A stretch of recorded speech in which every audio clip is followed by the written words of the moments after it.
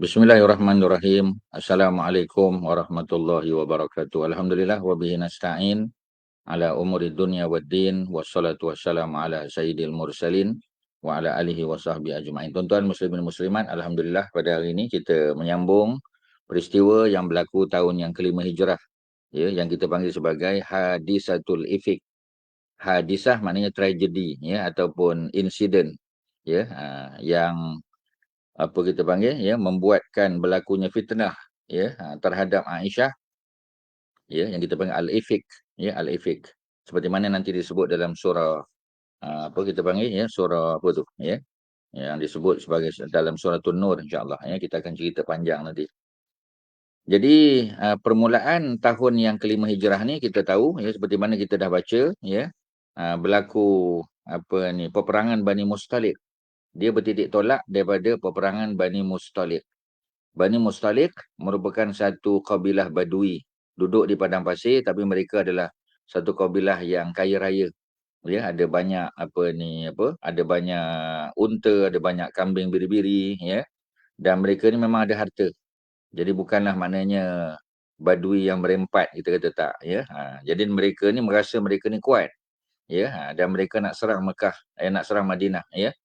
Jadi apabila mereka nak menyerang, jadi Nabi dan para sahabat telah keluar terlebih dahulu sebab dah tahu, ya, daripada apa sumber-sumber yang boleh dipercayai, mereka nak menyerang Madinah. Jadi sebelum mereka datang, maka Nabi apa kita panggil, ya, Nabi keluar, ya, untuk mengurangkan apa ni damage, ya. Kalau berlaku peperangan di Madinah, itu damage-nya lebih besar lagi. Ya, tadi jadi untuk mengurangkan, untuk mitigate the damage, maka kita pergi, ya, berhadapan dengan mereka. Ya, kita reach out, ya, mereka, bukan tunggu mereka datang.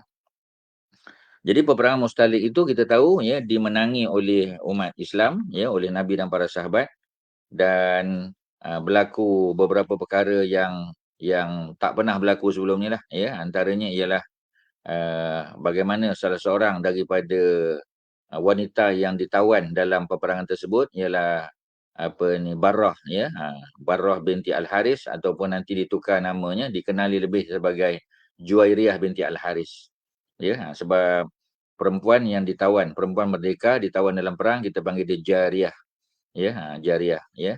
Jadi kalau kita ada apa istilah yang lebih lebih baik, ya, untuk Jariyah, ya, kita sebut Juwairiyah, ya. Dalam bahasa Arab kita panggil isim tasghir, ya. Jariyah kalau dia dewasa, kalau dia apa maksud kita panggil, ya, kalau dia kecil, ya, maknanya bukan dewasa, ya, mungkin remaja, ataupun ada rasa kasih sayang, ya, kita nak panggil my lovely Jariyah contoh, ya. Dalam bahasa Arab kita tak perlu tambah perkataan Habibah di depan, ya, ataupun Habibah di belakang, kita hanya tukar bentuk Jariyah menjadi Juwairiyah.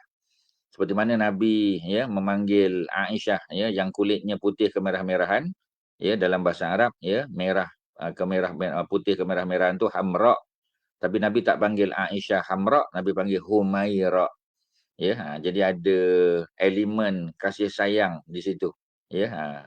Apa ni, yang pertama kerana apa ni, apa, umur Aisyah yang antara isteri yang paling muda, ya, bukan yang paling muda, yang paling muda ialah siapa kita panggil, ya, yang paling muda ialah Safiyah binti Huyai, ya, salah seorang perempuan Yahudi Bani Nadir, ya, yang berkahwin dengan Nabi, ya, pada usia sekitar berapa kita panggil, ya, sekitar 17 tahun mungkin, ya, 18 tahun, ya. Ketika Nabi wafat, usia Safiyah binti Huyai baru 21 tahun, ya, sedangkan Aisyah sudah berusia 27 tahun. Jadi beza, ya, Aisyah dengan Safiyah tu ada beza 6 tahun, ya. Jadi maknanya Safiyah lebih muda lah.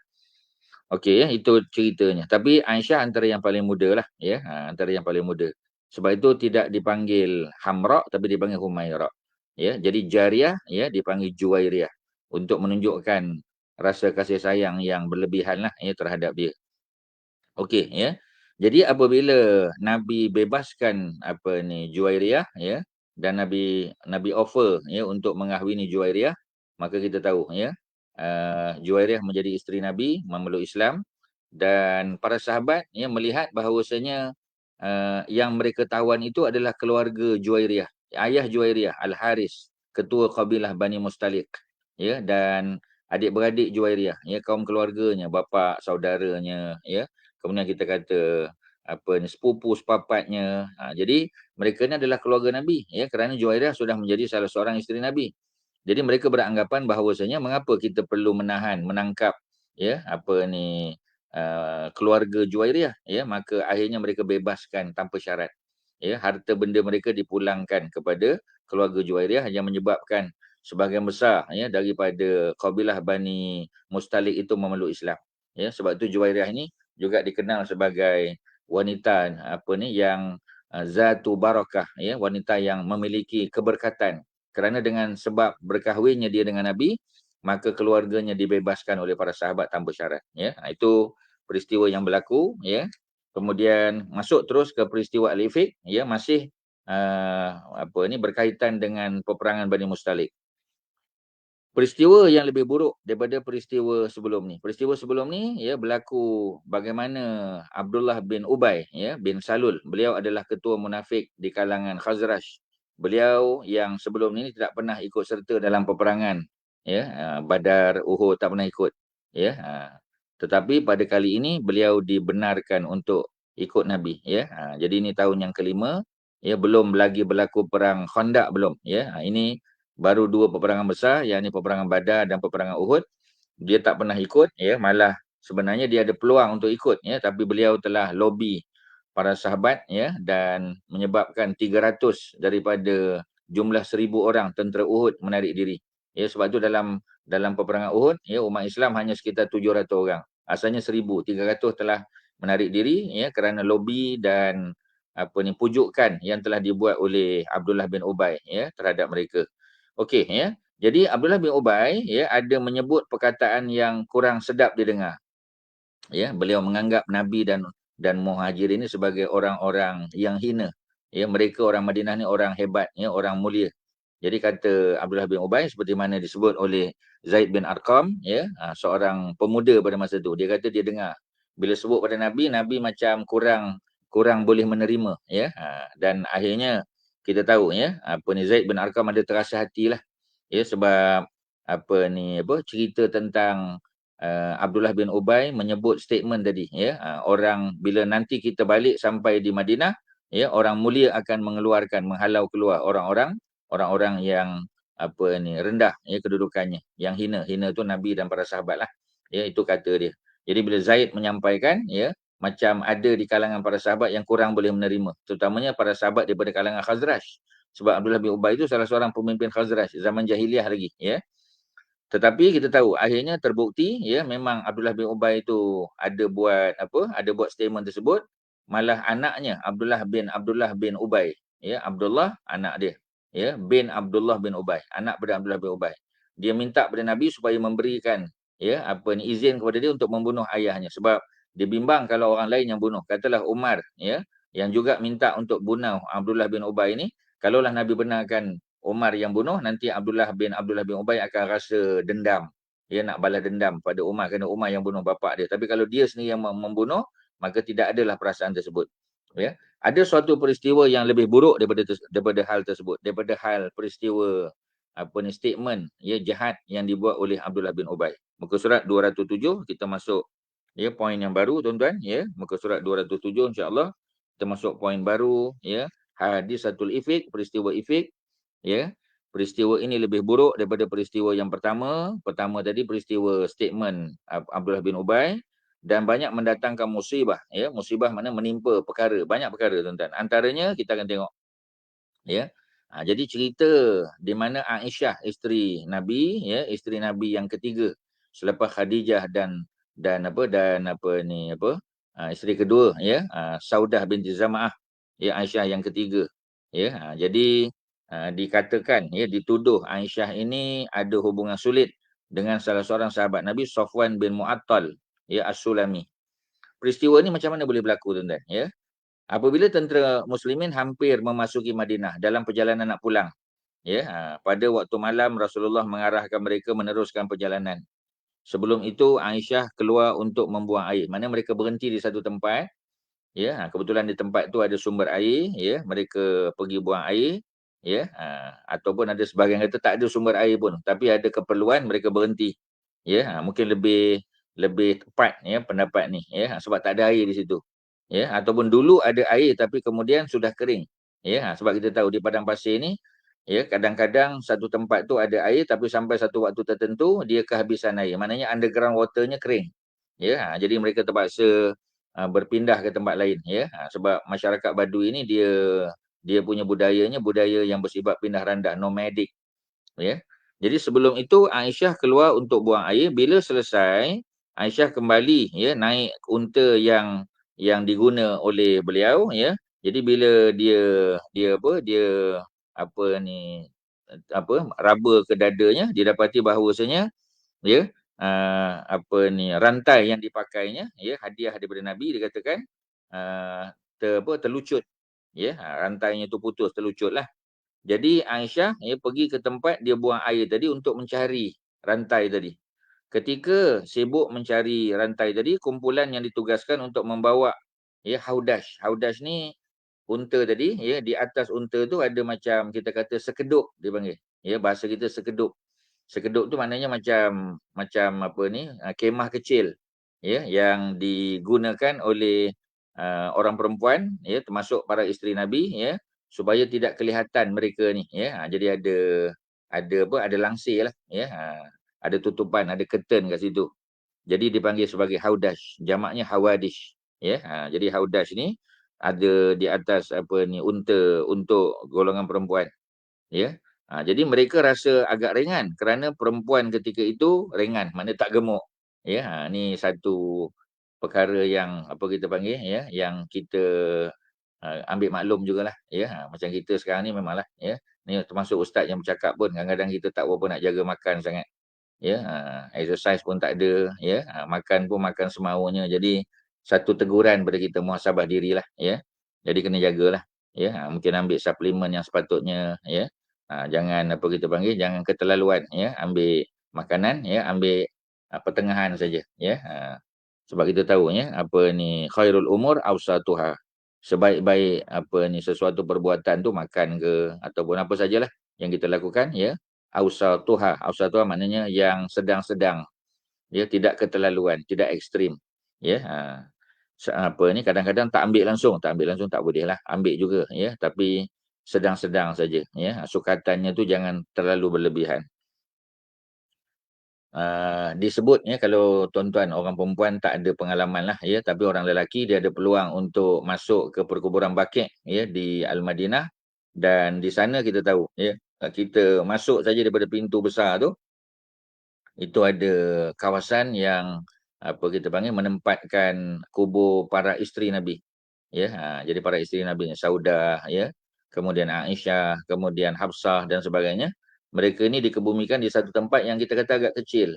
Ya, mereka ni ada lebih kurang berapa orang? Ada 9 orang. Ya, 9 ataupun 8 di situ, ya. Jadi tempatnya kita tengok kecil aja. Ya, jadi maknanya ketika dikebumikan pun, ya, maknanya mereka ni bukan bukan bertubuh besarlah. Ya, sebab tu kita tengok agak agak sempit tempat tu, ya. Jadi kata apa kita panggil, ya, kata para ulama, ya, menunjukkan isteri Nabi ni banyak berpuasa sunat. Ya, kalau kita mungkin jarang, ya. Tapi ustaz pun sebut sebagai muhasabah pada diri sendiri, ya.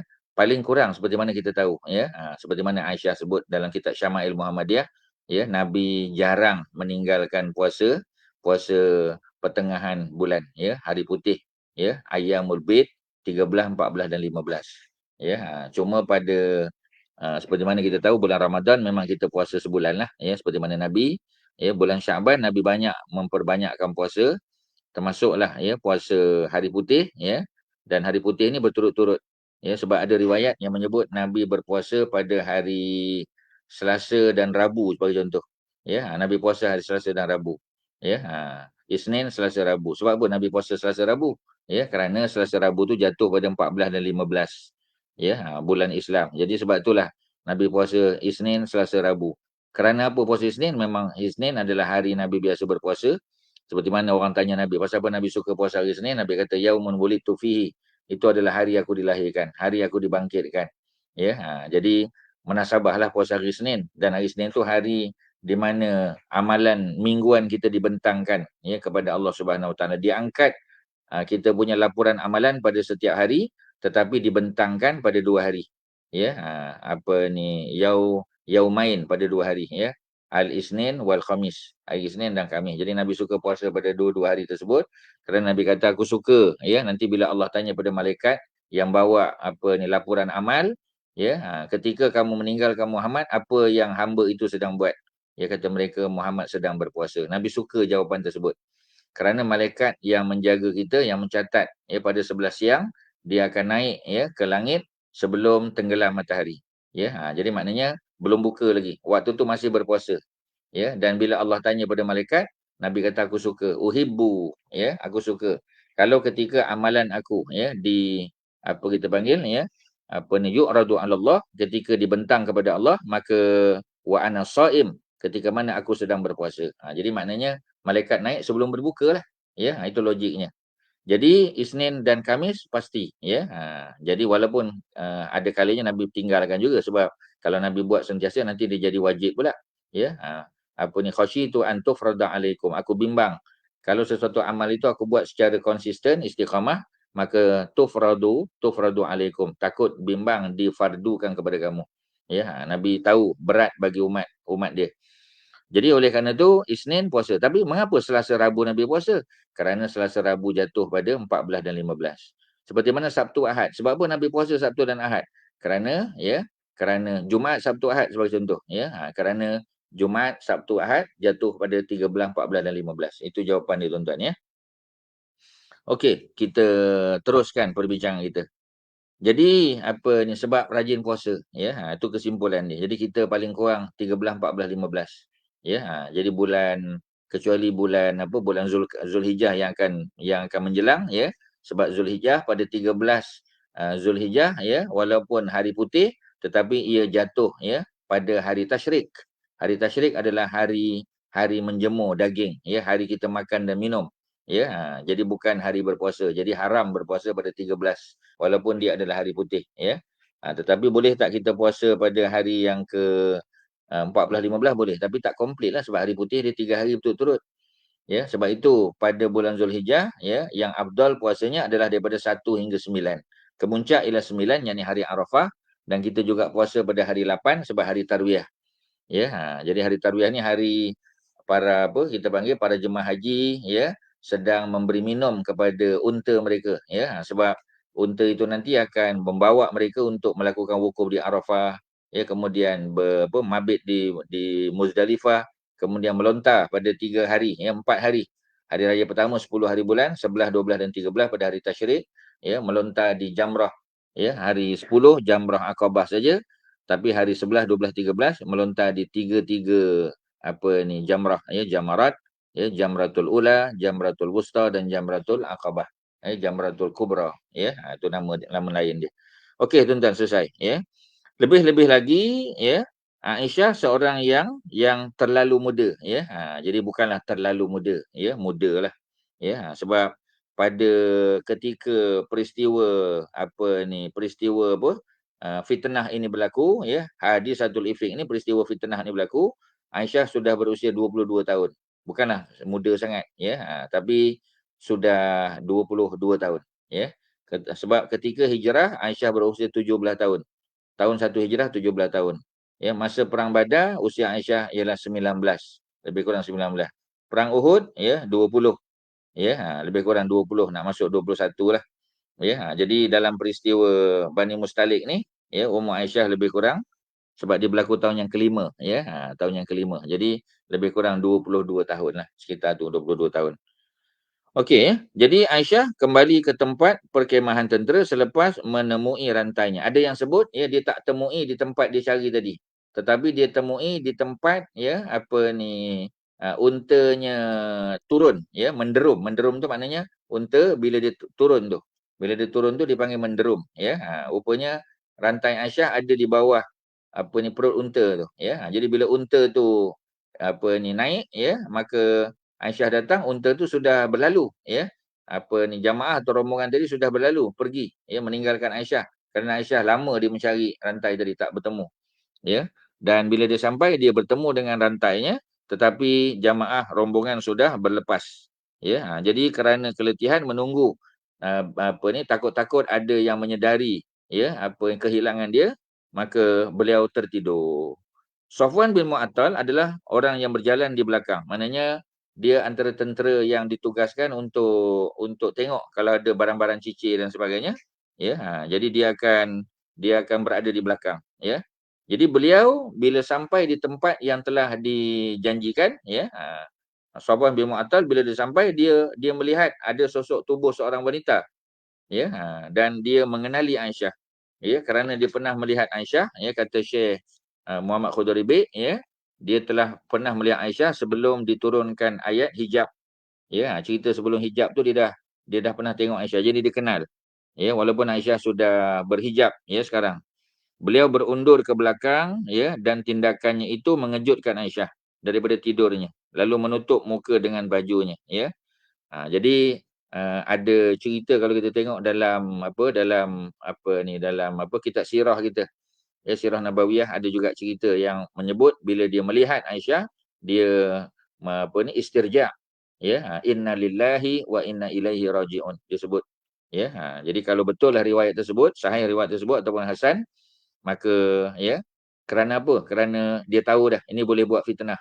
Sebab Aisyah bersendirian dan beliau juga bersendirian, ya, sudah tentu akan apa kita panggil, ya, akan mencetuskan fitnah. Jadi sebab tu dia sebut inna lillahi wa inna ilaihi rajiun, terjaga Aisyah. Tak apalah, ya, yang penting Aisyah terjaga, ya. Lalu dia pun menyuruh Aisyah untuk naik ke atas untanya. Jadi beliau berada di bawah, ya, beliau pegang tali unta tu, ya. Tak ada bercakap walaupun sepatah. Maknanya walaupun Safwan mengenali Aisyah, dia tak ada tanya apa sebab, ya, macam mana boleh berlaku ketinggalan, tak ada, tuan-tuan. Tak bercakap walaupun sepatah, ya, kerana dia menghormati Aisyah sebagai salah seorang, ya, min ummahatil mukminin, ya, salah seorang daripada isteri Nabi, dan tak mahu apa-apa isu berlaku. Kemudian, ya, beliau telah mengheret tunggangan tersebut, ya, sehingga berjumpa dengan tentera muslimin yang berhenti berehat di satu tempat yang lain, ya, yang lebih dekat dengan Madinah, ya. Jadi yang mencetuskan peristiwa ini, ya, dia punya apa kita panggil wartawan bebasnya, ya, sudah tentulah tak lain tak bukan, ya, ialah siapa? Abdullah bin Ubay. Ya, beliaulah yang telah mencanang peristiwa ni. Ya, beliau dia bertindak sebagai wartawan bebas, ya, yang telah apa kita panggil, ya, meviralkan, itu istilah dia, tuan-tuan, ya, dah jadi menularkan, ya, peristiwa ni. Apabila sampai di Madinah, Aisyah ditimpa sakit selama sebulan, ya, demam dia, ya, sakit dia. Pada masa yang sama, orang ramai menyebarkan kata-kata, ya, kata-kata tadilah, ya, Abdullah bin Ubay, sedangkan Aisyah sedikit pun tidak mengetahui sebab dia sakit, tak keluar rumah, tak tahu cerita. Ya, sebelum ini apabila beliau sakit, Rasulullah sallallahu alaihi wasallam akan menunjukkan belayan kasihnya. Ya, seperti mana biasalah, ya, bila suami sakit, isteri kena bagi perhatianlah, ya. Bila isteri pula sakit, suamilah, macam itulah keadaannya. Mungkin kita belikan ubat, ya, kita rawat, bagi kata-kata nasihat dan sebagainya, ya. Tetapi kali ini baginda, ya, tidak melakukannya. Ini satu benda yang kita kata, ya, tak biasa, ni luar biasa. Ya, jadi apa kita panggil, ya, dia punya situasi itu sedikit agak agak janggal. Ya, sedangkan kita tahu, ya, Nabi dengan Aisyah sangat rapat. Ya, seperti mana Nabi rapat dengan Abu Bakar As-Siddiq, bapa Aisyah, ya, begitu juga Nabi dengan Aisyah. Semua orang tahu cerita ni, ya. Sebab selepas daripada Khadijah, ya, wanita kedua yang Nabi paling paling paling sayang, paling cintai. Nabi cinta semua isteri dia, ya, tapi dalam apa kita panggil, dalam konteks perbandingan, ya, kalau kita buat comparison and contrast, sudah tentu selepas Khadijah, Aisyah lah, ya, baru isteri-isteri yang lain, ya. Maknanya kecenderungan dia lebih tu kita tak boleh nak salahkan lah, ya. Tetapi macam tadilah, ya, tidaklah menyebabkan Nabi tidak memberi perhatian bagi isteri yang lain, bukan, ya. Tapi macam tadilah, seperti mana Nabi dengan Abu Bakar, bukan mana Nabi dengan Umar tak rapat, Nabi dengan Abdul Rahman, dengan Sa'ad bin Abi Waqqas, tak, ya, bukan macam tu. Jadi bagaimana keadaanmu, ya, malah tetapi kali ini baginda tidak melakukannya. Apabila berada di pintu rumah, baginda banyak bertanya, bagaimana keadaanmu? Ini menjadikan ya, menjadikan Aisyah itu dia syak sesuatu yang besar telah berlaku. Apa sebab Nabi begini, ya. Apabila kesihatan hampir pulih, ya, Aisyah keluar untuk membuang air besar, ditemani oleh Ummu Mistah, ya, salah seorang yang terlibat dalam peristiwa ini. Jadi Ummu Mistah ni ibu kepada Mistah bin Usasah. Ya, kalau kita tengok senarai ahli Badar ada 305 orang. Ya, selalu tuan-tuan kata 313, ya. 313 itu adalah senarai asal. Ya, tetapi 8 orang, ya, diberi excuse tak pergi perang Badar. Sebab tu, ya, 313 tolak 8 jumlahnya 305. Ya, yang pergi perang betul-betul 305 orang saja. Ya, contoh kita kata Sayyidina Osman. Osman tidak pergi perang. Kerana walaupun namanya sudah didaftarkan, ketika nak bertolak, ya, ke Badar, ya, isteri Osman sedang sakit tenat. Isteri Osman adalah Ruqayyah, anak Nabi perempuan yang kedua. Ya, anak Nabi perempuan yang sulung adalah Zainab binti Rasulullah. Yang kedua ialah Ruqayyah. Ruqayyah sedang sakit tenat, dikatakan mengidap penyakit cacar. Ya, jadi penyakit cacar ni adalah penyakit yang masa tu belum ada vaccination lagi. Ya, belum ada vaksin. Jadi penyakit yang tular di kalangan masyarakat pada masa itu, dan ada beberapa orang sahabat yang meninggal dunia, ya, bertitik tolak daripada kena penyakit cacar. Jadi termasuklah Ruqayyah, ya, dan akhirnya kita tahu Ruqayyah meninggal. Jadi Osman tidak berkesempatan untuk menyertai peperangan itu walaupun telah mendaftarkan namanya. Ya, jadi oleh kerana itu, ya, Osman tak pergi, dan beberapa orang sahabat lain yang ditugaskan untuk menjadi caretaker Madinah. Ada yang menjadi imam solat, ya, ada yang bertugas untuk beberapa urusan penting. Jadi ada 8 orang semua yang dikecualikan. Sebab tu jumlah tentera Badar, ya, dikatakan 305 saja yang berperang betul-betul berhadapan dengan lebih kurang 1,000 orang tentera musyrikin, ya. Itu kita clear lah. Jadi salah seorang daripada tentera 305 orang itu adalah Mistah bin Usasah, ya. Mak kepada Mistah, Ummu Mistah, kita tak tahu namanya lah, tak disebut di sini. Jadi Ummu Mistah ni beliau dikatakan adalah pembantu rumah kepada Aisyah. Ya, jadi maknanya isteri Nabi ni ada pembantu rumah. Ya, pembantu tu bukan nak masak, nak apa semua, mengemas apa semua, tak. Ya, rumah Nabi ni simple aja. Apa sangatlah, ya, yang dimasak, ya, oleh isteri Nabi ni, sebab, ya, kita kata makanan pun sangat sederhana. Nabi seorang yang sangat sederhana. Ya, dan kita jangan melihat orang Arab ni makan macam kita lah, ya.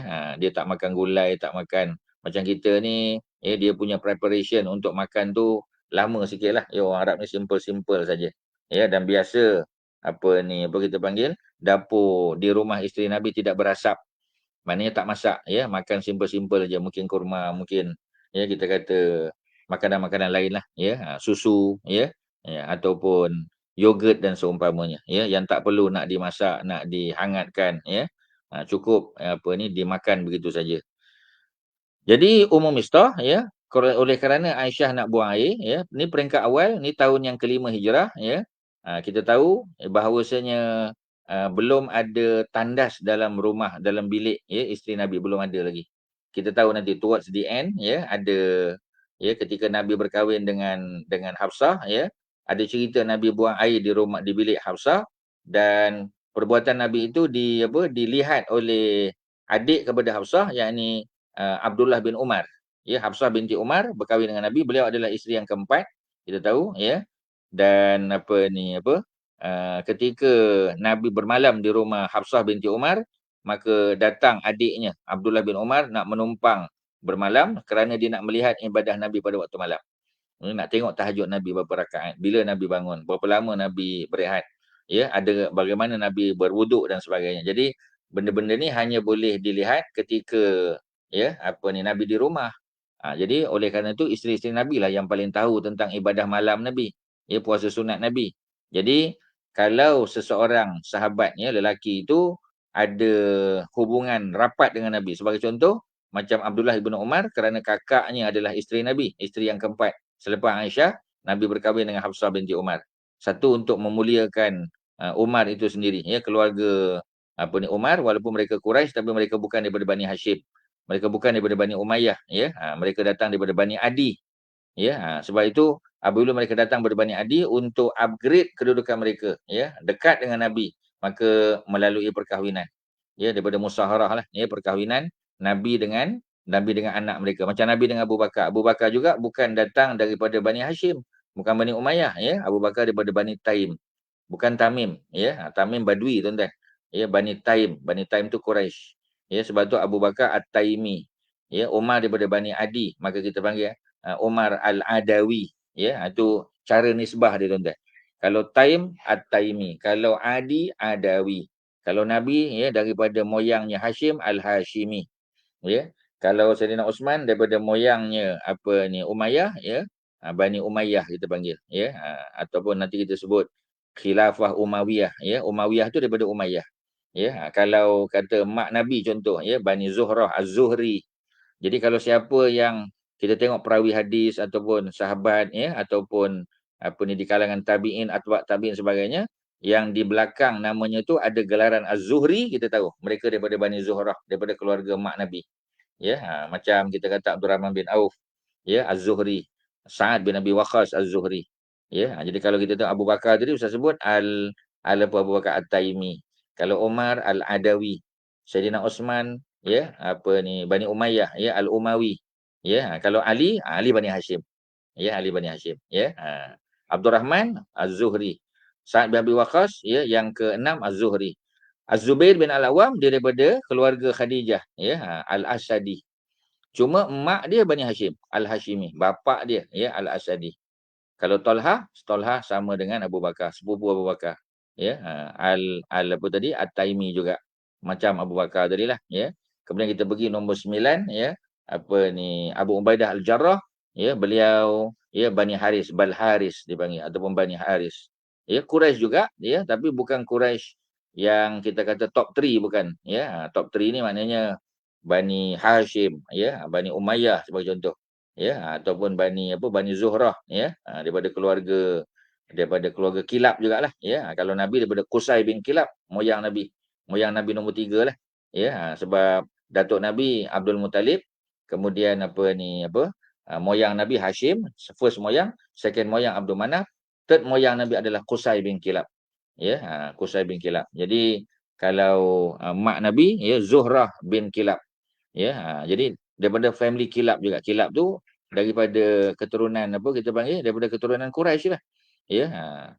Itulah ceritanya tuan-tuan, ya. Jadi maknanya nak bagi tahu orang Arab ni dia sangat mengambil kira tentang kabilah dia, tuan-tuan, ya. Tentang kabilah dia. Jadi kalau mereka Bani Hashim tu paling mulia. Ya, Bani Umayyah masih dianggap mulia. Bani Makhzum tu pun antara yang mulia, tuan-tuan. Bani Makhzum ni Abu Jahal, ya, daripada Bani Makhzum. Khalid bin Al-Walid daripada Bani Makhzum, ya. Kita ada isteri Nabi Ummu Salamah, Hindun bin Abi Umayyah, itu daripada daripada Bani Makhzum juga, ya. Abu Salamah, ya, suami pada Ummu Salamah, Bani Makhzum. Jadi kalau Makhzum ni terkenal sebagai military leaders, ya, ketua-ketua kabilah. Macam itulah tuan-tuan, ya. Itu sikit sebanyak, ya, untuk pengetahuan kita. Okey, ya. Jadi balik pada cerita siapa tadi, ya, Aisyah pergi buang air di luar rumah, ya. Maknanya kawasan di luar rumah, tak ada toilet dalam rumah lagi. Sebab itulah Aisyah ditemani oleh Ummu Mistah, ya. Dia pembantu rumah lah dikatakan. Lebih pada menemani saja kerana Nabi tidak balik setiap hari. Nabi ada masa Nabi travel untuk berperang, ya, kadang Aisyah tak ikut walaupun banyak perang yang Aisyah ikut. Nabi pergi untuk dakwah dan sebagainya, maka isteri Nabi ditemani oleh ada, ya, perempuan lain yang menemani mereka, antaranya untuk Aisyah itu Ummu Mistah. Tiba-tiba Ummu Mistah terjatuh, ya, dia bukan terjatuh, dia macam terpeleset. Ya, kalau kita baca dalam kitab sirah yang lain, ya, sebab kainnya tu agak labuh dan malam gelap. Ya, nak buang air di luar tu, ya. Sebab tu biasa orang Arab ni dia buang air 2 waktu, sebelum subuh, ya, sebelum terbit fajar dan selepas daripada tenggelam matahari, selepas daripada isyak, masuk isyak, mana gelap malam. Ya, sebab kalau tenggelam matahari belum malam lagi. Ya, tenggelam matahari tu mega merah, asyafaqul ahmar masih ada di kaki langit. Sebab tu tak gelap lagi. Bila disebut gelap malam, ghasaqil lail, isyak. Ya, sebab tu ayat 78 kan dalam suratul Isra. Ya, aqimis solata liduluki syamsi ila ghasaqil lail. Tuan-tuan boleh catat aja, ya, surah yang ke-17, surah Al-Isra, surah sebelum Al-Kahfi ayat 78. Aqimis solah, dirikanlah solat. Liduluki syamsi, sejak daripada dulu ki syamsi, daripada gelincir matahari. Gelincir matahari itu Zuhur. ya, sampailah gelap malam. Maknanya berapa solat? Ada 4. Ya, bermula daripada gelincir matahari. Kemudian bila bayang kita lebih panjang daripada kita punya kita punya physical, ya, physical body kita.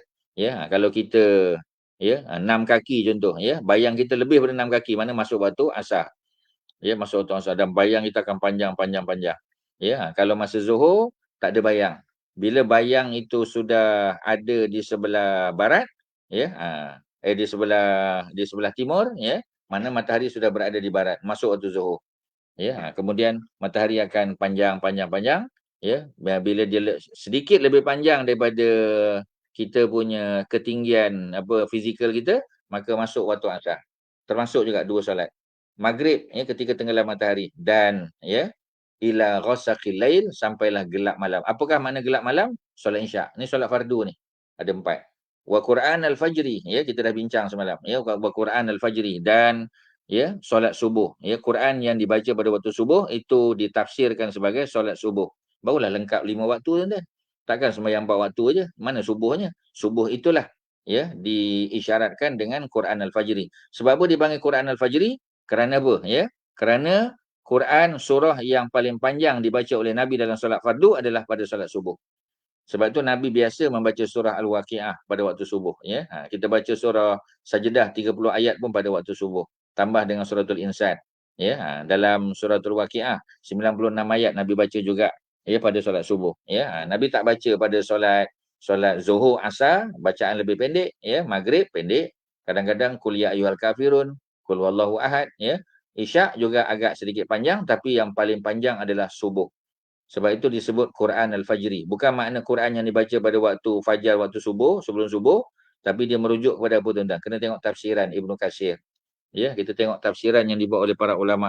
Ya, yang apa kita panggil? Ya, yang menyebut tentang apa? Ya, tentang apa ni, maksud sebenar. Ya, sebab Quran ni kita jangan tengok terjemahan harfiah, literal meaning, tak cukup, tuan-tuan. Kita kena tengok tafsiran dia yang telah dibuat oleh para ulama Islam. Ya, antaranya Al-Hafiz Ibnu Katsir, ya, yang menjadi rujukan besarlah, ya, meninggal pada tahun 770, ya, 770 774, sebahagian kata 776 Hijrah, abad yang ke-8. Dia lahir tahun 700, meninggal tahun 774, sebahagian kata 776. Ya, maknanya ketika meninggal usianya 70-an. 74 tahun atau 76 tahun, ya. Dua-dua riwayat tu ada.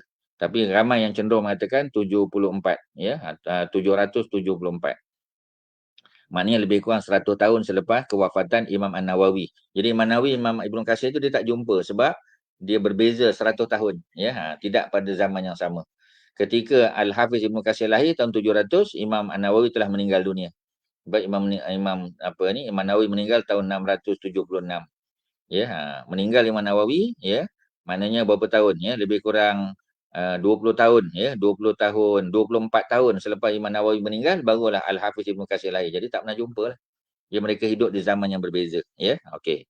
Itu sedikit tambahan maklumat pada tuan-tuan. Balik pada umum mistah. Jadi umum mistah, ya, dia terpijak, ya, apa jubahnya, maka dia terpeleset, ya, maka nak jatuh dia. Jadi ketika itu, ya, dia sebut celaka Mistah. Ya, jadi dia sebut celaka, taban, ya. Celaka bagi Mistah. Mistah tu anak dia. Ya, jadi Aisyah tegurlah. Ya, jadi Aisyah berkata, buruk sungguh apa yang kamu katakan. Ya. Apakah kamu mencela lelaki yang menyertai peperangan Badar? Jadi Mistah tu anak lelaki dia tadi terlibat dalam perang Badar. Orang yang terlibat dalam perang Badar ni Allah ampunkan dosa. Ya, jadi apa kita panggil, ya, boleh, tak ada masalah tuan-tuan kalau nak post question, mana yang kita mampu jawab, kita akan jawab, ya. InsyaAllah, ya. Mana yang boleh kita jawab, kita jawab. Boleh tanya soalan, silakan.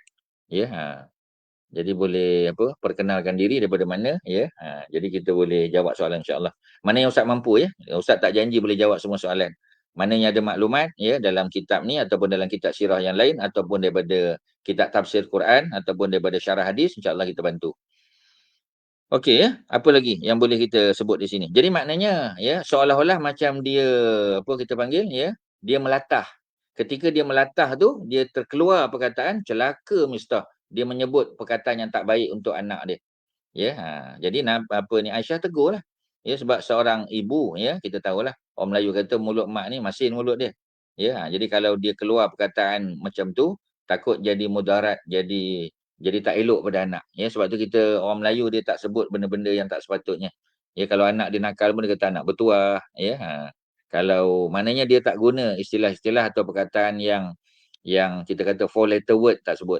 Ya, disebut perkataan-perkataan baik mudah-mudahan, ya, sebab ada malaikat yang mencatat, ya. Jadi apa kita panggil, ya, malaikat apa apa ya, raqibun atid di sebelah kanan, ya, dan juga di sebelah kiri, ya. Jadi malaikat sentiasa mencatat, ya. Lebih-lebih lagi kalau kita lafazkan, malaikat akan catat perbuatan kita tentang kerana dia melihat. Tetapi perkataan kita tu kalau kita sebut dalam hati, malaikat tak tahu. Ya, yang tahu hanya Allah Subhanahu Wa Taala. Dia mencatat kalau dia dengar. Ya, ma yalfizu min qaulin illa ladaihi raqibun atid. Ya, ma yalfizu min qaulin. Tidak ada perkataan yang dilafazkan. Ada perkataan ma yalfizu min qaulin. Tidak ada perkataan yang dilafazkan oleh apa kita panggil seseorang itu illa ladaihi, melainkan di sisinya ada raqibun atid. Ya, jadi kita boleh tengok dalam surah berapa tu. Nanti tuan-tuan tanya, ya, ayat, ya. Kalau tak salahnya surah yang ke-50, ya. Kita tengok, Ustaz pastikan, ya. Takut rujukan kita tak betul, ya. Betul, surah Qaf, surah 50. Ya, surah Qaf, surah 50, ayat yang ke-18. Ya, tuan-tuan boleh, kalau Quran bercetak, tuan-tuan boleh tengok muka surat 519. Ya, 519. Ma yalfizu min qaulin illa ladaihi raqibun atid. Ya, tidak ada, ya, apa ni perkataan yang dilafazkan, ya, oleh seseorang manusia itu illa melainkan ladaihi, di sisinya ada raqibun atid, ya, ada malaikat yang tugasnya untuk raqib yang mengawasi, ya, dan atid yang siap sedia untuk mencatat. Jadi maknanya bukan raqibun atidun tu raqib malaikat sebelah kanan, atid malaikat sebelah kiri, bukan. Tuan-tuan, salah tu. Ya, jadi ayat ni hanya menyebut dua-dua malaikat itu, ya, sebab ada ayat yang ke-17. Ya, jadi kita kena faham sesuatu ayat tu bimunasabati, dengan munasabah ayat yang datang sebelum dia atau ayat yang selepas dia. Kita tak boleh baca suatu ayat dan kita letak dia out of context, tak boleh, tuan-tuan. Itu satu jenayah lah. Ya, satu jenayah akademik, tak boleh. Itu academic crime, tuan-tuan. Ya, mana boleh kita baca satu ayat, kita keluarkan dia daripada konteks asal, tak boleh. Tuan-tuan kena baca ayat yang ke-17. Cuba apa ayat dia? Iz yatalaqqal mutalaqiyan. Ingatlah ketika mana, ya, ketika mana apa ni dua malaikat, ya, al-mutalaqiyan. Kalau al-mutalaqi satu malaikat, al-mutalaqiyan ada dua. Dua malaikat yang sentiasa mencatat. Ya, dua malaikat yang pencatat. Tak ada sebut nama. Ini tugasan dia. Ya, macam kita kata apa ni pengawal peribadi saya, ya. Ahli politik itu menggunakan dua orang pegawai peribadi, dua orang pengawal peribadi. Pengawal peribadi yang pertama bukan nama dia pengawal peribadi. Pengawal peribadi itu tugasan dia. Ya, fungsi dia sebagai pengawal peribadi. Ya, dia kata siapa yang menjaga, siapa yang mengiringi kamu? Dua orang pegawai peribadi saya. Ya, yang mana satu duduk sebelah kanan sebelah kiri tak sebut. Tak sebut pun, ya. Jadi hanya pengawal peribadi. Di sini disebut al-mutalaqiyan, ayat 17 surah Qaf. Ya, tuan-tuan yang apa kita panggil belum tengok, ya, bukalah surah Qaf, surah 50. Muka surat 519 Quran bercetak, ya, tuan-tuan akan dapat, ya, dapat apa? Dapat tahu dia punya ayat dia. Ayat 17 dan 18. Jadi ingatlah kata Allah, ya, ya talaqal mutalaqiyan, ketika mana dua malaikat yang tugasnya mencatat, ya, ketika mereka mencatat, dan di mana mereka berada? Anil yamin, di sebelah kanan. Wa anishimal, dan di sebelah kiri. Ya. Qa'idun, mereka sentiasa duduk. Ya, kalau qa'idun yang duduk, qa'idun sentiasa duduk. Ya, ada je. Dia tak akan lari daripada pergi tempat lain. Ya, maknanya sentiasa dia nak catat. Ya, kita punya catatan amal baik ataupun buruk. Ya. Adakah disebut namanya? Tidak. Disebut fungsi dia. Ya, ayat 18, kalau, ya, perkataan itu dilafazkan. Kalau kita tak lafaz, kita sebut dalam hati, ya, macam mana malaikat nak catat? Malaikat tak tahu. Ya, jadi perbuatan kita dia boleh catat, ya. Tetapi apa ni, apa kita panggil, ya, dia punya lafaz dia, apa yang disebut, ya, statement yang kita lafazkan, Malaikat hanya catat apabila dia dengar. Dalam hati itu Allah Subhanahu Wa Taala. Ya. Sebab Allah ni As-Sami', Maha mendengar. Walaupun kita sebut di dalam hati, walaupun hanya lintasan hati saja. Ya, kita habiskan ayat ni sebelum kita jawab soalan, ya.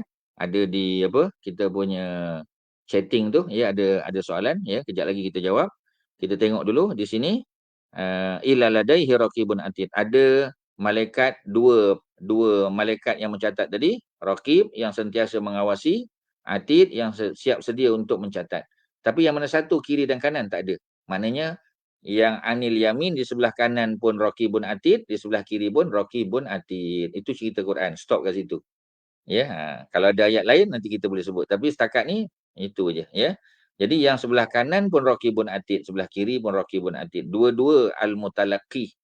Ya, kalau dua mutalaqian yang memang kerjanya mencatat. Okey, ya, selesai. Surah yang ke-50, surah Qaf, ayat 17 dan 18, ya. Apa soalan tadi kalau kita boleh bantu, ya.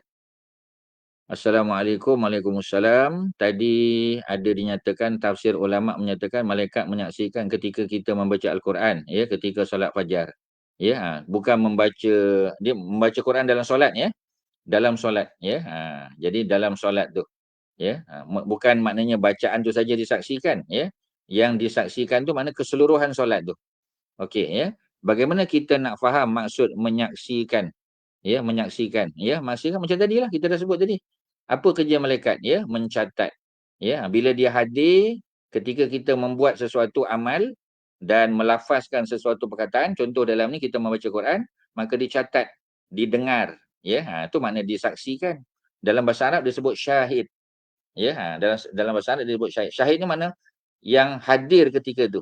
Ya, jadi mereka yang terlibat dalam perang Badar dipanggil syahid. Syahid, shin alif, shin, ya, alif, ha dal, syahid. Apa makna syahid? Yang menyaksikan, yang hadir. Kalau dia tak hadir, lawan syahid ghaib. Ya, ghaib. Ghaib mana dia absent. Kalau syahid maknanya present. Ya, itu maknanya, ya. Jadi yang menyaksikan tu maknanya yang present ketika itu. Ya, apa ni, the angel, ya, that is present ataupun that was present, ya, during that solat.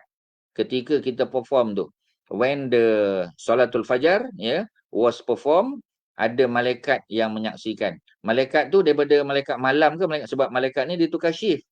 Ya, dia ada malaikatul lail, itu dalam kitab tafsir sebut, wa malaikatun nahar. Ada dua batch. Ya, bukan kita sebut tu, ya. Jadi Al-Hafiz Ibnu Katsir, ya, dia tafsirkan ayat tu. Ya, kerana malaikat memang ada malaikat malam dan siang. Malaikatul lail, malaikatul nahar. Malaikatul lail, ya, dia telah turun, ya, sebelum daripada malaikat malam, malaikat siang tu naik. Ya, tadi kita sebut kan. Sebab apa Nabi suka berpuasa pada hari Isnin dan Khamis? Sebab Isnin dan Khamis, ya, adalah hari amalan kita dibentangkan kepada Allah. Diangkat setiap hari. Isnin, Selasa, Rabu, Khamis, Jumaat, semua diangkat. Tetapi dibentangkan, presented, ya, to Allah the Almighty adalah pada bila, ya, pada hari Isnin dan Khamis. Itu sabit dalam hadis yang sahih. Ada hadis dia, ya. Jadi balik pada cerita tadi, bila malaikat siang naik sebelum maghrib, ya. Sebab itu bila dia report pada Allah, masa kamu naik tadi apa yang sedang dibuat oleh hamba-Ku, ya. Jadi apa ni, malaikat bagi tahu hamba-Mu sedang berpuasa. Sedang berpuasa maknanya apa? Sebelum maghrib lah. Ya, takkan sedang berpuasa maghrib apa ni tak buka lagi. Jadi dia naik sebelum maghrib. Malaikat malam dah turun. Jadi solat maghrib, ya, dia tidak disaksikan oleh two batches of angel, tak. Solat maghrib hanya disaksikan oleh malaikat malam saja.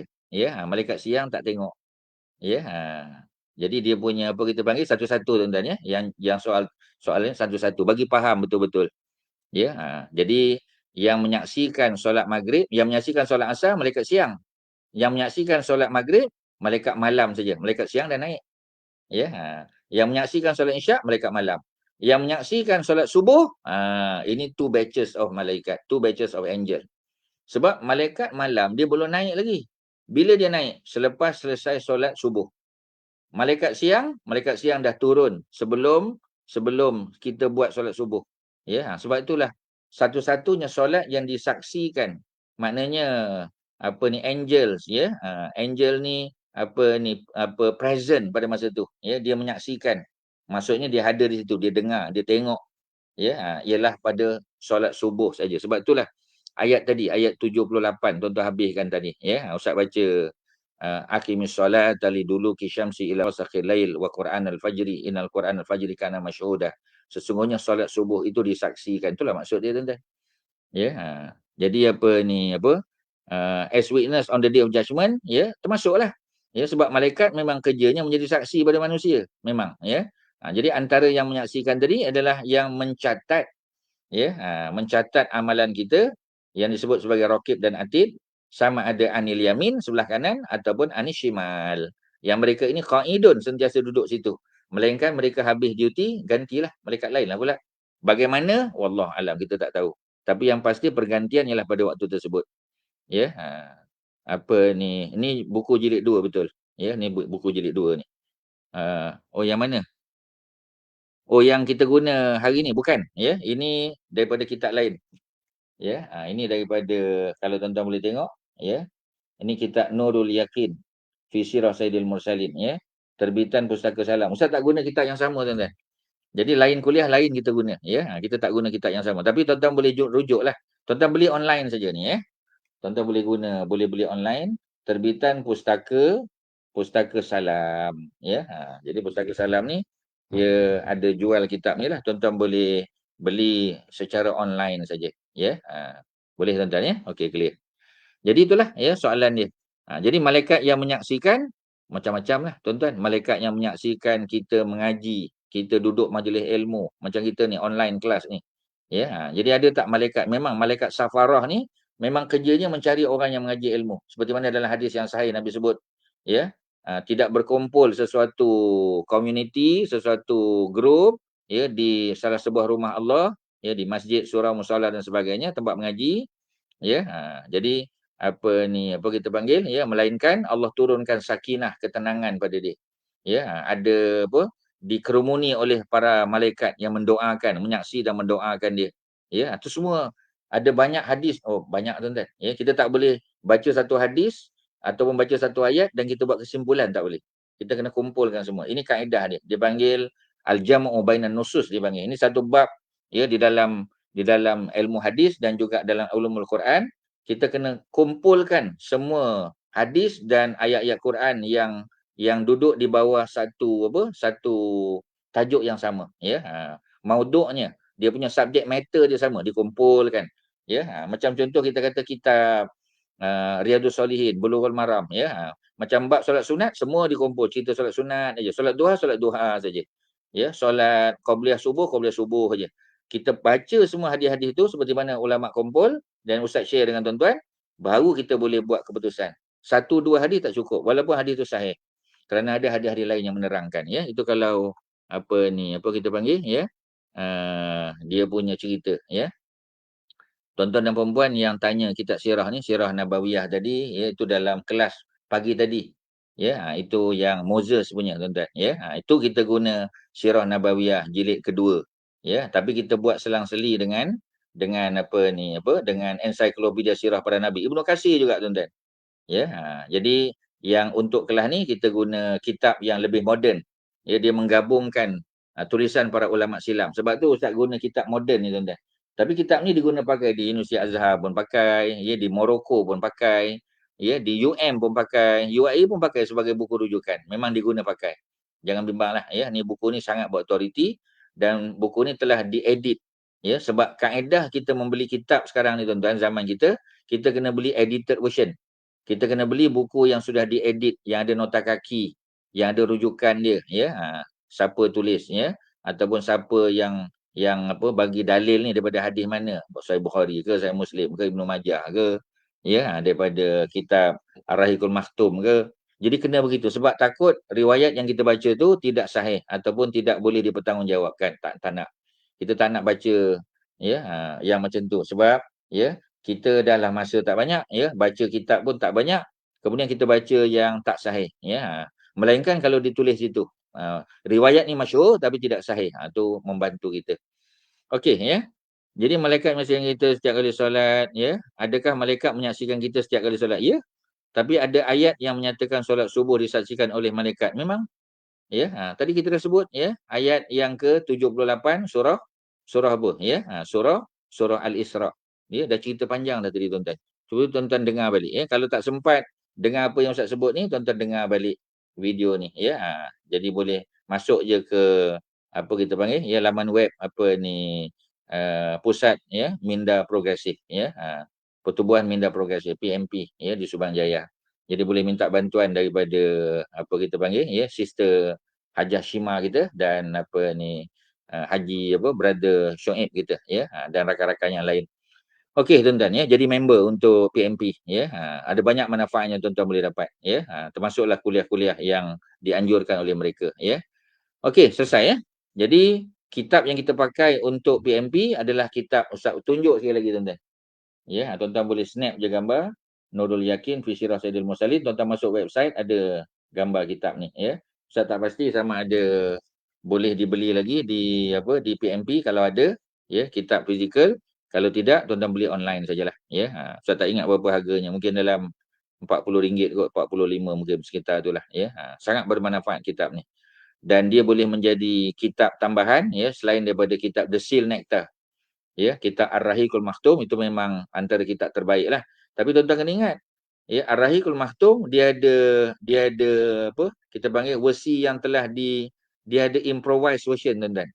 Ya, ya, jadi apa apa kita panggil, ya, dia ada apa ni riwayat-riwayat tertentu yang dibuang oleh Syekh Mubarak Furi, ya. Jadi kita kena baca yang terbaru. Kalau tuan-tuan baca apa ni The Seal Nectar yang lama tuan-tuan, terbitan lama tu ada sikit sebanyak riwayat-riwayat yang kemudian dibuang oleh Syekh Mubarak Furi, ya. Sebab macam itulah tuan-tuan, kitab ni macam tu, ya. Makin lama makin baik, makin bagus, ya. Riwayat-riwayat itu makin makin apa, makin boleh dipertanggungjawabkan, ya. Jadi ulama sehebat apa ni Syekh Mubarak Furi pun, ya, merasakan bahawasanya dalam tulisan dia tu, dalam riwayat yang dia bawa tu ada kelemahan. Yang kelemahan tu dikritik, ya, dibuang dan dibaiki, ya.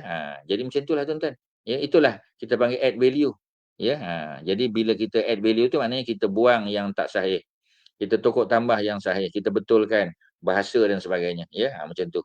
Boleh tuan-tuan, ya. Terima kasih atas soalan yang baik, ya. Kita teruskan. Ya, kalau ada soalan lagi boleh, mana yang Ustaz bantu, boleh bantu insya-Allah, ya. Jadi Aisyah tadi, cerita Aisyah. Jadi maknanya ketika Ummu Mistah, ya, dia apa ni kita kata macam tadi apa melatah tadi, ya, dia sebut celaka Mistah, Aisyah pun tegur dia. Ya, jadi Ummu Mistah menjawab, "Wahai, ya, saudariku," ya. Jadi maknanya cik puan dia lah. Cik puan dia ialah Aisyah tadilah. "Apakah kamu tidak mendengar apa yang orang ramai perkatakan tentang kamu?" Aisyah tak tahu sebab Aisyah tak keluar rumah, dia kan sakit. Ya, sebulan. Maka Aisyah bertanya apa yang berlaku dan Ummu Mistah menceritakan. Dengan itu Aisyah bertambah sakit, tambah sakit dia. Sebab tu Nabi tak cerita, ya. Sebab itu, ya, kadang-kadang ada perkara yang masalah suami tak bagi tahu pun, ya. Jadi suami tak cerita, ya. Sebab apa? Kerana isteri dah tak sihat. Ya, suami nak tambah lagi sakit isteri dah, ya. Jadi sebab tu Nabi tak cerita panjang. Aisyah pun tak tanya, Nabi diam ajalah. Sehingga ayat Quran turun untuk membersihkan Aisyah. Ya. Apabila Rasulullah sallallahu alaihi wasallam datang menziarahi Aisyah, maknanya giliran Aisyah, ya, bermalam di rumah Aisyah seperti biasa, ya, baginda meminta izin apa ni Aisyah meminta izin untuk berehat, ya, berubat di rumah ayahnya, nak balik rumah ayahnya Abu Bakar lah. Baginda mengizinkan. Jadi walaupun Aisyah terasa hatilah, Nabi tak cerita tu bukan saja-saja sebab Nabi nak menunggu ayat Quran turun. Ya, jadi belum ada nuzulil ayah, belum ada lagi. Jadi Nabi tunggu lagi, ya. Jadi bila Aisyah minta izin, Nabi izinkan. Aisyah bertanyakan ibunya mengenai apa yang orang ramai perkatakan mengenai dirinya. Ibunya menjawab, "Wahai anakku, bersabarlah. Isbiri, ya, ya bunayya, ya, wahai apa ni, ya, ya benati, ya, wahai anak perempuanku, maka bersabarlah. Wallahi, demi Allah, sangat sedikit wanita cantik dan dicintai oleh suami, ya, seperti kamu ni, kemudian beristeri ramai pula yang tidak menjadi buah mulut orang ramai." Jadi mak dia bagi tahu dah, ya, memang kedudukan kamu tu, ya, dahlah ada rupa cantik, ya, kemudian suami sayang pula, Lepas tu ada madu pula, ya, apa ni, ada isteri yang lain, dah tentulah, ya. Kalau ada isu, ada kes, ya memang cepat tular, cepat viral.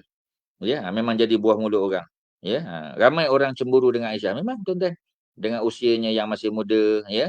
Dia pula anak kepada Abu Bakar As-Siddiq, ya.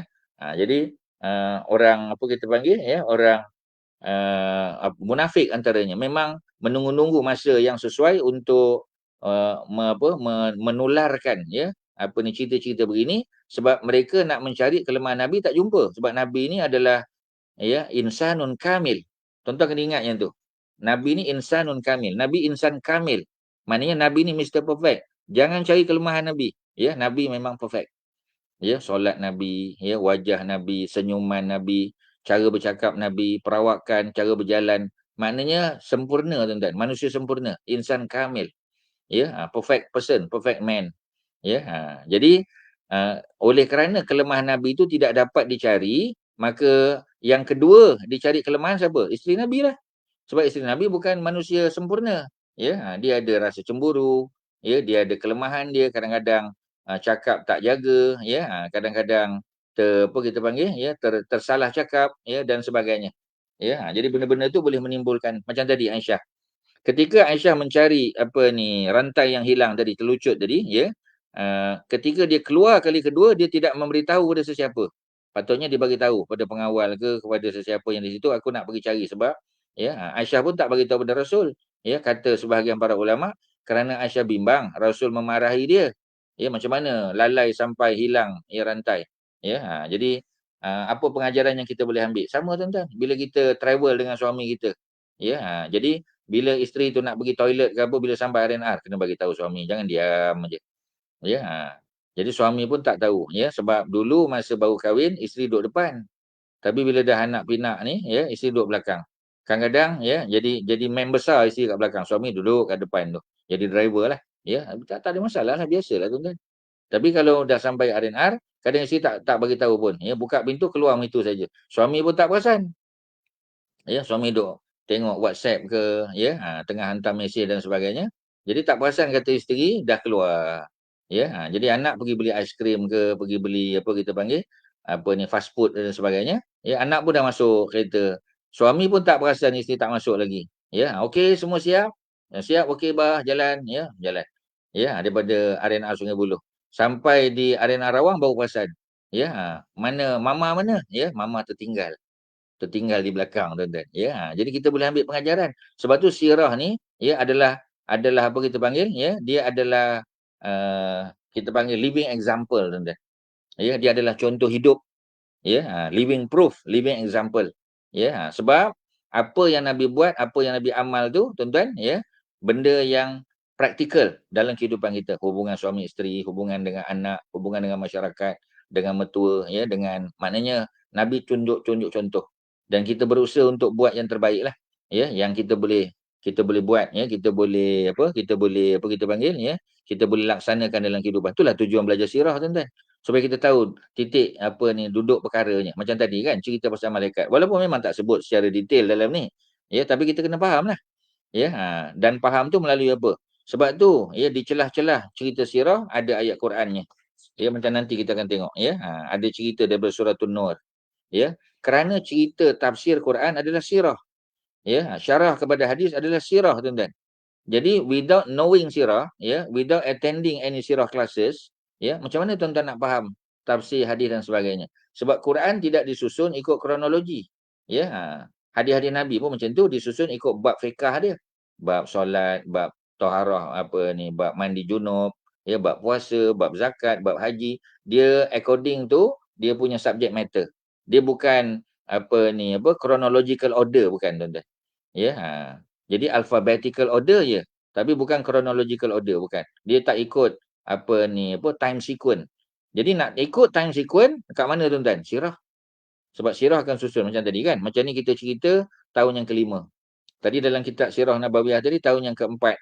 Ya, jadi tahun yang keempat, tahun yang kelima, tahun yang keenam dia susun sampailah tahun ke-10 Nabi buat haji, tahun ke-11 Nabi diwafatkan oleh Allah Subhanahu Wa Taala. Jadi kita boleh tengok secara chronological. Ya, dia memang order dia very chronological in order.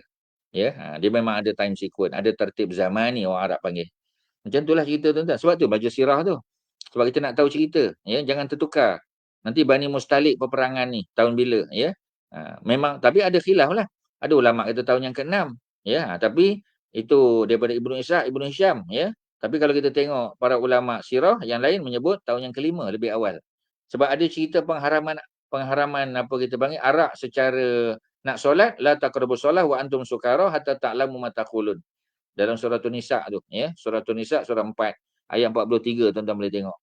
Ya, itu cerita tentang tadi, ya, tentang pensyariatan tayamum. Tuan-tuan, cerita Aisyah ni, ya, dia banyak kaitan dia.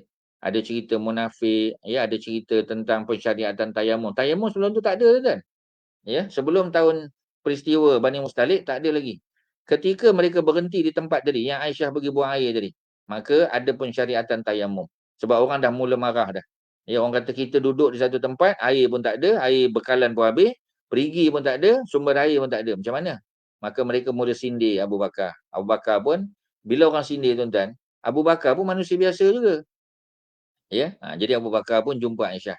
Ya, dalam apa kita panggil, dalam tafsir disebut dia Abu Bakar macam cucuk-cucuk perut Aisyah. Maknanya dia macam tak puas hatilah. Ni sebab engkau lah, sebab engkau lah. Ya, tengok ya, kau hilang rantai, orang terpaksa mencari, ya, apa ni, apa kita panggil, ya, menyebabkan lambat, ya, kau terpaksa cari, orang tunggu dan sebagainya. Macam-macam tadilah, ya, nak buang air lah apa. Jadi oleh kerana itu, ya, air pula tak ada. Ya, maka apa ni, apa, turun ayat yang berkaitan tentang apa kita panggil, ya, tentang apa ni tayamum, ya, fatayammamu sa'idan thayyibah ayat 43 surah An-Nisa. Jadi cerita tu cerita di mana? Cerita Bani Mustalik peperangan, ya. Jadi banyak cerita ni tuan-tuan dalam Quran dicatatkan. Cuma Quran tidak menyusun mengikut kronologi. Susunan Quran tu ikut tajuk, ikut bab, ikut chapter, ya, ikut surah-surahnya, ya, tapi tidak mengikut time sequence. Jadi sirah lah yang akan membantu kita tuan-tuan. Okey, tak apa, ya. Itu kalau tuan-tuan ada soalan boleh tanya saja. Mana yang Ustaz boleh bantu, Ustaz bantu. Jadi bila dia tanya pada mak dia, ya, mak dia kata, ya, sangat sedikit wanita cantik dan dicintai oleh suami yang beristeri ramai yang tidak menjadi buah mulut orang ramai. Aisyah berkata, Maha suci Allah, apakah orang ramai memperkatakan perkara seumpama itu? Dia terkejut. Ya, pada malam tersebut, ya, Aisyah menangis sehingga ke subuh, sehingga kering air matanya dan tidak mencelakkan matanya. Ya, sebab takut bila celak tu masuk, ya, apa ni, air mata tu ke dalam mata lah. Ya, sebab kita tahu biasa orang pakai celak ni nak tidur, tuan-tuan. Ya, pakai celak ni nak tidur. Ya, termasuk orang lelaki. Pada masa yang sama, Rasulullah sallallahu alaihi wasallam meminta pandangan daripada kalangan keluarganya. Apakah tindakan yang sepatutnya dilakukan? Sebab ayat Quran belum turun lagi. Surah An-Nur tadi belum turun, ya. Disebabkan Usamah bin Zaid mengetahui, ya, kesucian Aisyah, beliau berkata, isterimu, isterimu. Jadi Aisyah ni, ya, apa ni, apa kita panggil, isteri Nabi lah. Imra'atuka, imra'atuka, ataupun zaujatuka, zaujatuka. Kami tidak mengetahui, ya, tentang Aisyah itu kecuali kebaikan. Ya, la na'lamu minha illa khair. Ya, kami tidak mengetahui melalui khairan, melainkan kebaikan. Ali pula berkata, Allah tidak menyusahkan engkau. Ramai lagi perempuan lain selainnya. Ya, jadi kata-kata bukan makna Aisyah tu tak bagus, ya, tapi nak bagi tahu wanita yang baik ni ramai. Ya, bukan Aisyah seorang saja, ya.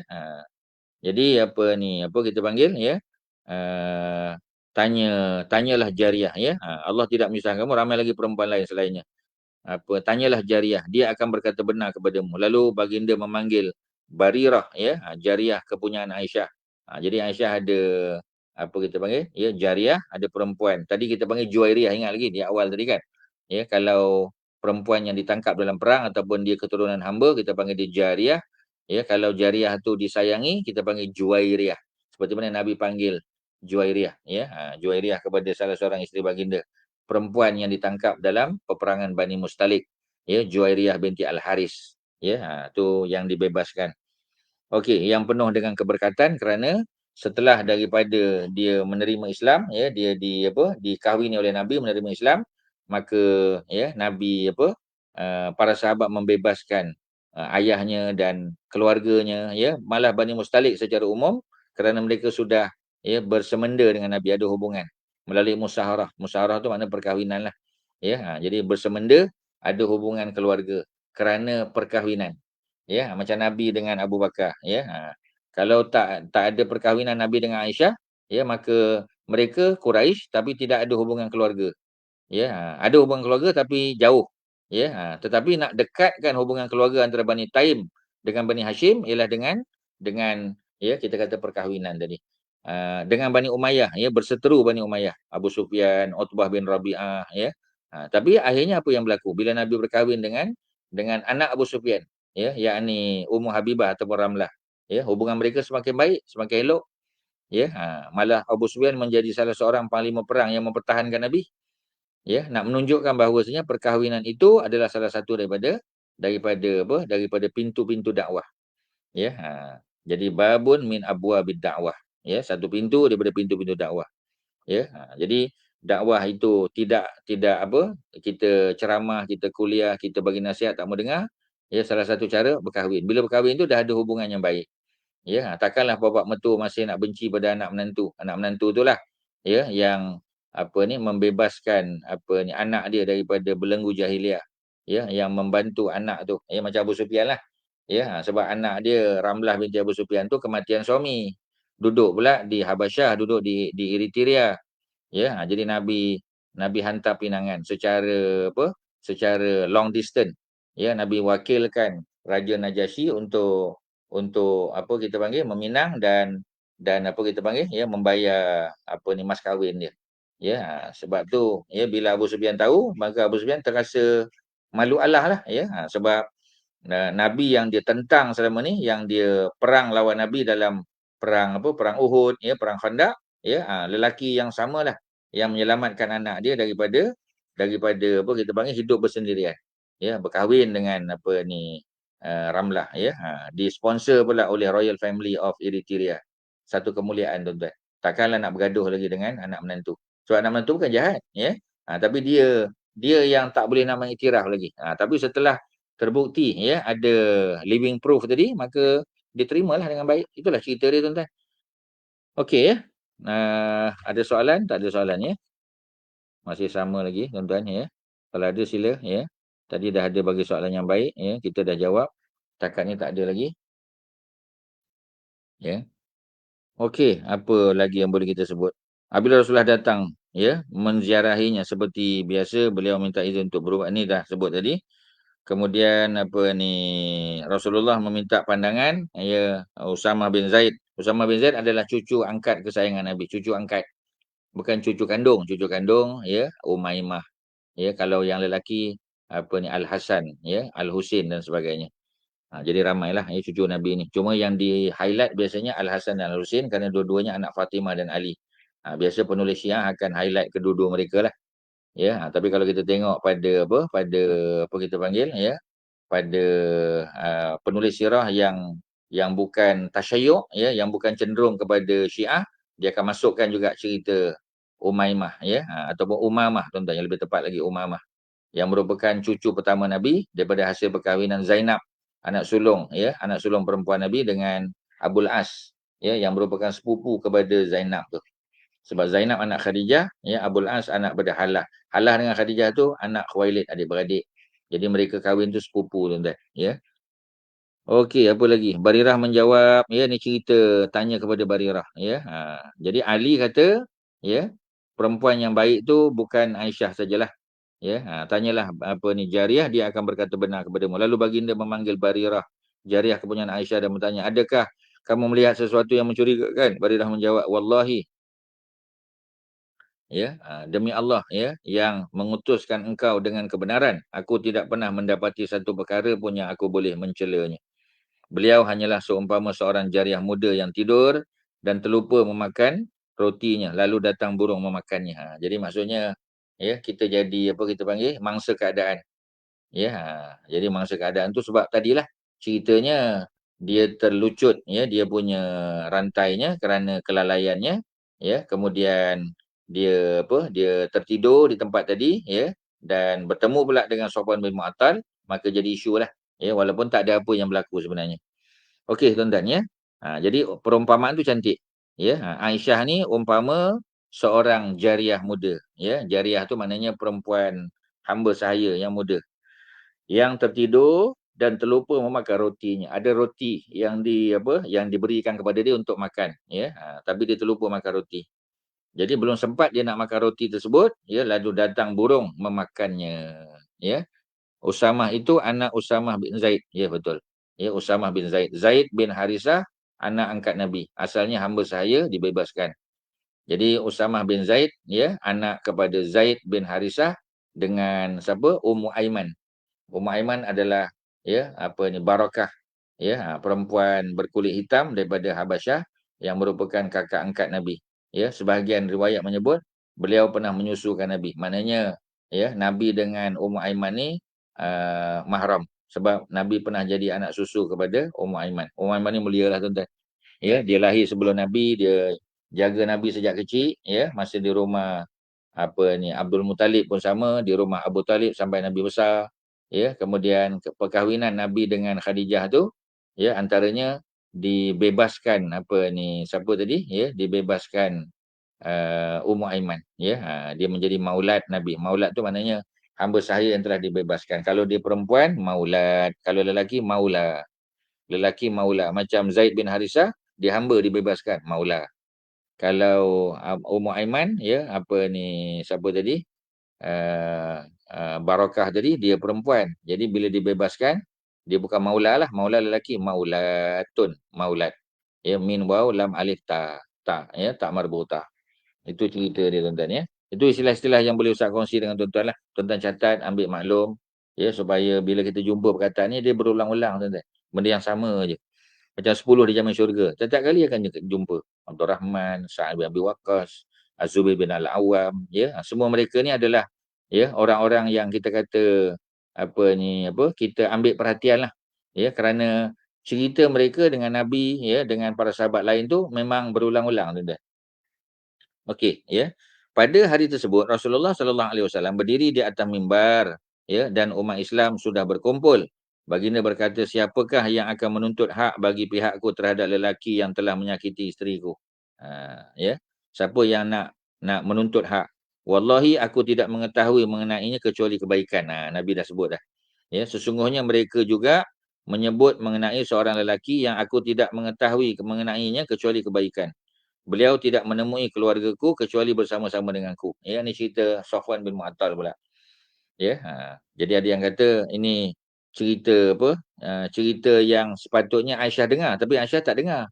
Sebab kalau Aisyah duduk di bilik dia yang berada dekat dengan Raudah, sebab Nabi berkhutbah di Raudah, maka Aisyah dengarlah. Tapi Aisyah tak dengar. Aisyah dah balik ke rumah minta izin pada Nabi kan untuk balik ke rumah ayahnya, ayah dan ibunya. Sa'ad bin Mu'az berkata, aku akan menuntut hak bagi pihak kamu, wahai Rasulullah. Sekiranya dia daripada kalangan Aus, aku akan penggal lehernya. Orang yang buat fitnah tadi. Sekiranya dia daripada kalangan saudara kata kita Khazraj, kami akan lakukan sebagaimana arahanmu. Sebab dia pun Khazraj. Ya, Abdullah bin Ubay Khazraj. Ya. Sa'ad bin Ubadah, ya, Al-Khazraji, ya. Ini mula-mula Sa'ad bin Mu'az. Sa'ad bin Mu'az Aus. Ya, minta maaf salah. Ya, Sa'ad bin Mu'az, tuan-tuan betulkan balik. Sa'ad bin Mu'az beliau adalah daripada Aus. Jadi dia kata, kalaulah yang jahat ni, yang sebarkan fitnah ni daripada Aus, aku akan pengalihnya sebab dia ketuanya. Sekiranya daripada kalangan saudara kita Khazraj, dia tak ambil tindakan lah. Kami akan lakukan sebagaimana arahanmu. Sa'ad bin Ubadah pula, Al-Khazraji, dia berkata, bohong. Demi Allah, kamu tidak akan membunuhnya dan tidak mampu membunuhnya. Sekiranya dia daripada kalangan kamu, kamu tidak suka dia dibunuh. Usaid bin Hudair bangun lalu berkata kepada Sa'ad bin Ubadah, bohong. Wallahi kami pasti akan membunuhnya. Kamu adalah munafik yang mempertahankan orang-orang munafik. Pertempuran, ya, perkelahian hampir berlaku di antara kabilah Aus dan Khazraj. Kalaulah tidak disebabkan tindakan Rasulullah turun dari mimbar dan meleraikan mereka sehingga keadaan kembali tenang. Maknanya, ya, isu ni bukan isu kecil, tuan-tuan. Sampai Aus dan Khazraj pun hampir-hampir bergaduh. Ya, hampir-hampir bertegang leher, ya.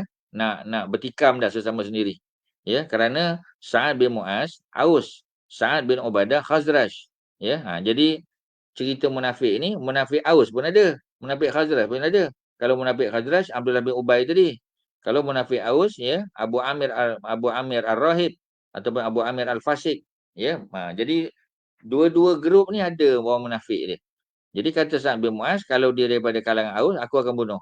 Ya, tapi kalau daripada Khazraj, kita tanya Nabi macam mana. Sebab dia akan jadi isu besar balik. Sebab Aus dan Khazraj mereka bergaduh ya pada zaman silam. Ya, malah mereka berbunuh-bunuhan sebelum ni beratus tahun ya peristiwa itu berlaku. Kadang Aus menang, kadang Khazraj menang. Mengenai Aisyah pula, ya, mengenai Aisyah, ya, 2 malam air matanya tidak henti-henti mengalir dan matanya tidak bercelak, ya, ketika beliau bersama-sama kedua ibu bapanya. Rasulullah sallallahu alaihi wasallam datang memberi salam, kemudian duduk, ya, di sisinya lalu berkata, "Ya Aisyah, berita sekian-sekian mengenai kamu, ya, bagian-bagian mengenai kamu telah sampai kepadaku. Sekiranya kamu tidak melakukannya, maka Allah akan menyelamatkan kamu." Ya, jadi kata-kata Nabi tu ya menyebabkan Aisyah pun terasa jugalah. Ya, jadi apa kata dia? Jika kamu melakukan dosa, ya, kalau kamu tak buat, jangan bimbang, ya. Allah akan menyelamatkan kamu. Sekiranya kamu melakukan dosa, mintalah keampunan daripada Allah. Bertaubatlah kepada Allah. Sesungguhnya apabila seseorang hamba mengakui kesalahan yang dilakukan dan bertaubat kepada Allah, Allah akan menerima taubatnya. Tapi ada repercussionnya, tuan-tuan. Kalau dia mengaku dia buat zina contohnya, dia akan diambil tindakan. Ya, dia bukan main-main. Sebab Aisyah sudah berkahwin, maka dia akan direjam sampai mati, tuan-tuan. Ya, kalau dia masih dara, ya, masih kita kata belum pernah berkahwin, ya, maka 100 ya rotan, ya, sebatan, walaupun sebatan tu bukan untuk menyakitkan, ya, tapi menyebabkan seseorang itu, ya, malu sungguh, tuan-tuan. Sebab mesti dibuat di khalayak ramai. Ya, jadi kita kata public tu, ya, dia caning tu public caning. Ya, macam dulu kita di sekolah kan, ya, ada public caning. Jadi bila buat public caning tu bukan sakit sangat, tuan-tuan. Ya, disebat macam tu aja kan.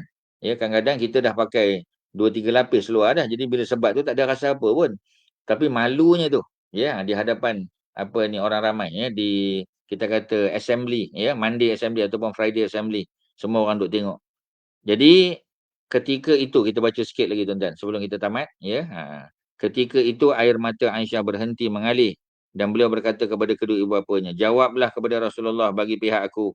Kedua-duanya berkata, "Wallahi kami tidak tahu apa yang sepatutnya kami perkatakan."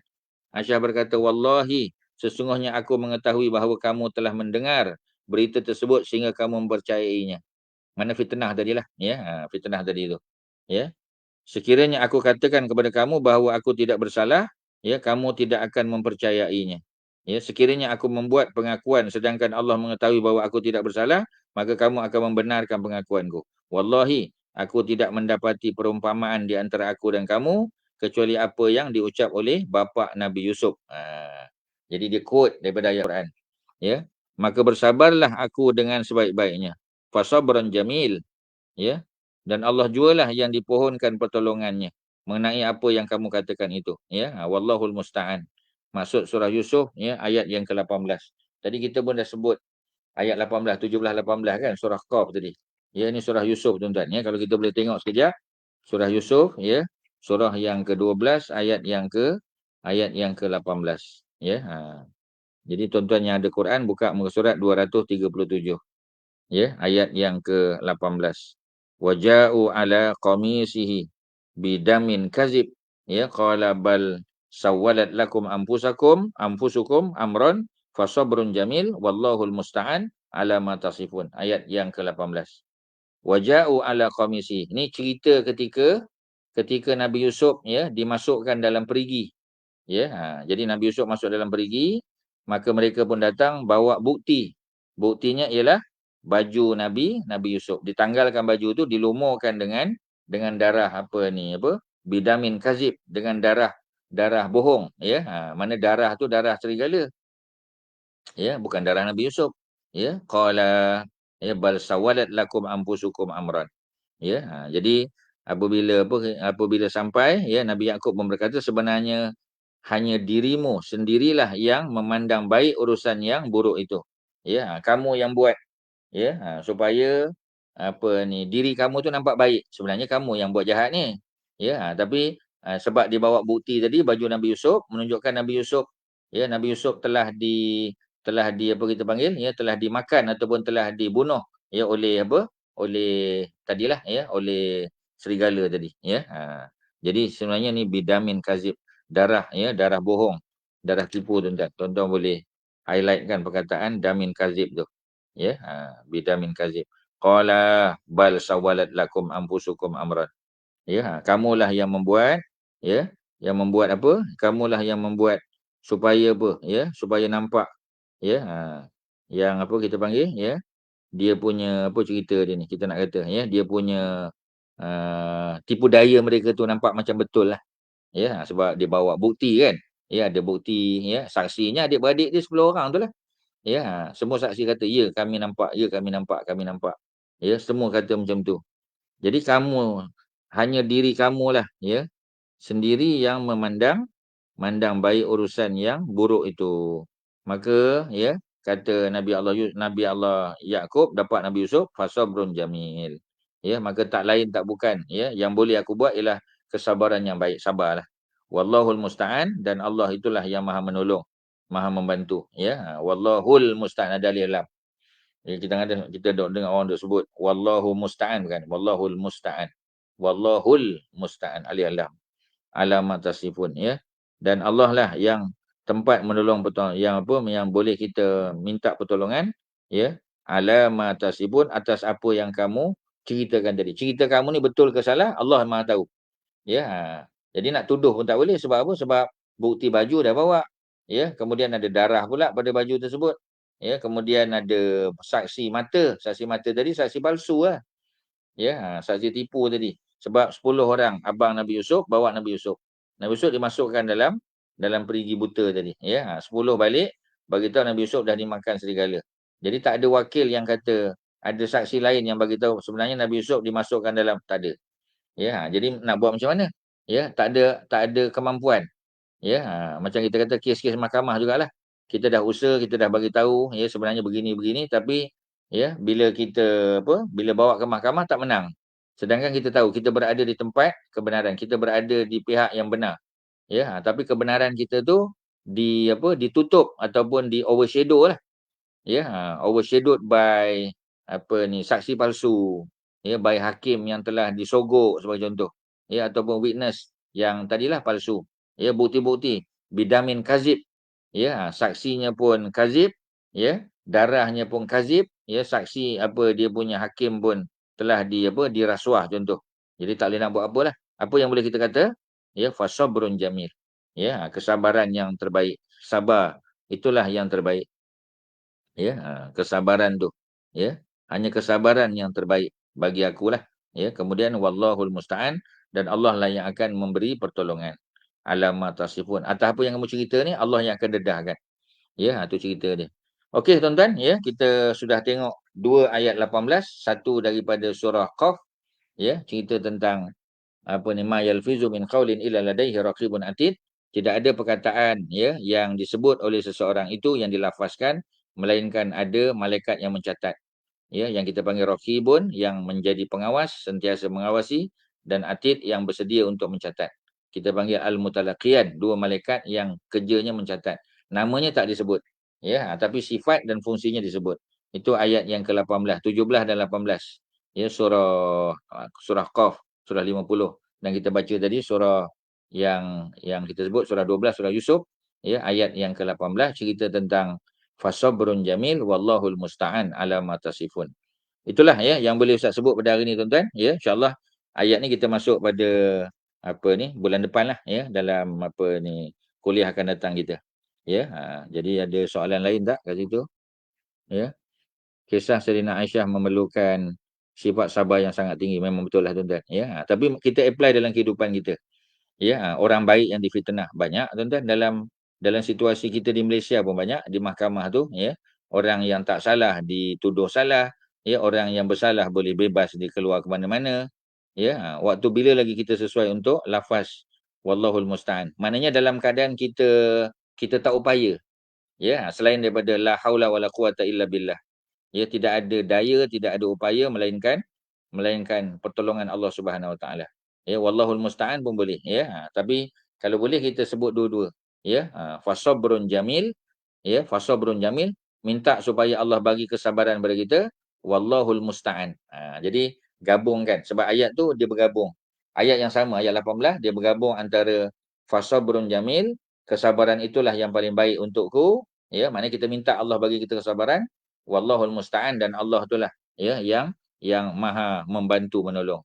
Ya, dan kita sebut apa ni, la haula wala quwata illa billah. Tidak ada daya, tidak ada upaya melainkan daripada Allah Subhanahu Wa Taala.